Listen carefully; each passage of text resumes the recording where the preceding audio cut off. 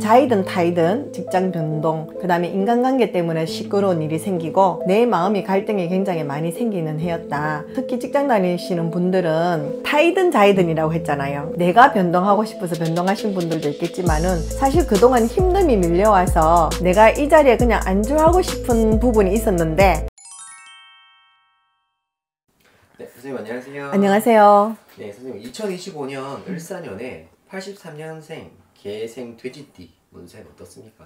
25년 을사년을 맞이해서 계생분들은 드는 삼재가 드는 해입니다. 뱀하고 돼지는 뭐 충살이 들었다 하는 소리는 많이 들으시고요. 사실은 올해 삼재가 들었지만은 24년도 용띠해에는 원진이 들은 해였는데 그 해와 내가 맞지 않았다. 그래서 24년도 하반기부터 돼지띠 분들은 좀 힘들었습니다. 사실 뭐 하반기부터 힘드신 분들도 있었겠지만은 그 앞에부터 좀 이제 힘듦이 밀려오고 있는 과정이었다 이러는데요. 그래서 주거지 변동하신 분도 있을 것이고 자이든 타이든 직장 변동, 그 다음에 인간관계 때문에 시끄러운 일이 생기고 내 마음이 갈등이 굉장히 많이 생기는 해였다. 특히 직장 다니시는 분들은 타이든 자이든이라고 했잖아요. 내가 변동하고 싶어서 변동하신 분들도 있겠지만은 사실 그동안 힘듦이 밀려와서 내가 이 자리에 그냥 안주하고 싶은 부분이 있었는데 내가 해고로 통지를 받든지 아니면은 뭐 다른 변화가 와서 지역을 옮기든지 하는 것들도 있었기 때문에 아마 직장 때문에도 많이 힘이 들었고 가정 문제 때문에도 많이 힘들었을 겁니다. 계생분들은 겉으로 보기에는 되게 강하게 보이고 야무지게 보이고 똑소리 나는 게 보이지만은 사실은 속은 그렇지 않아요. 어떻게 보면 유유무단하기도 하고 또 어떤 면에서는 자기 할 말을 그냥 시원시원하게 못하고 좀 속으로 많이 가지고 있는 편이거든요. 그래서 이제 그동안 안주했다고 제가 표현을 하는 부분이 있어요. 삼재가 들었다고 해서 꼭 나쁜 건 아닙니다만은 작년 올해를 봤을 때 계생분들이 사업을 하시는 분이나 직장 하시는 분들은 내 일과 관련이 되어서 많이 힘들다. 그러니 금전적으로 힘들다. 작년에는 일 때문에 힘들고 올해는 금전 때문에 힘들다. 그전에는 직장이 쉽게 구해지고 어디로도 갈 수 있고 했는데 올해는 정말 나오는 직장도 없고 갈 곳도 없고 뭔가 시작할 수 있는 것이 너무 없다. 그래서 참 절망적이다 하는 시기일 것 같습니다. 계생분들도 이제 마찬가지로 절망적이고 힘든 시기입니다만은 또 그 시간 또한 지나갑니다. 그래서 금전 부분이나 일자리 부분이나 뭐 가정적인 부분이나 가족과의 관계나 이런 부분들이 또 정리가 되고 해결이 되고 합니다. 그러고 나서 양력으로 한 5, 6월 경이 되면은 내가 원하는 직장이 나오는데 좀 빨리 있는 분들도 있겠죠. 그러나 똑같은 직종에 직장은 나오기가 좀 힘들 겁니다. 한 번은 갈아타야 하는 시기이니 임시적으로 좀 갈 수 있는 곳이 있다고 하면 임시적으로 가셨다가 하반기 운세에서 다시 변화를 주시는 생각을 한번 해보시고요. 꼭 이 자리를 가야 되겠다고 하신다고 하면 시기는 자꾸 조금 늦춰질 겁니다. 내 마음이 조급하니 한번 갈아타는 것도 생각해 보시고요. 지금은 뭐 안전적인 부분도 중요하지만은 지금은 내 생각을 좀 바꿔서 범위를 조금 넓혀가지고 보는 것이 좀 더 중요할 듯 합니다. 계생분들은 25년도 직장관계나 주거지 변동도 큰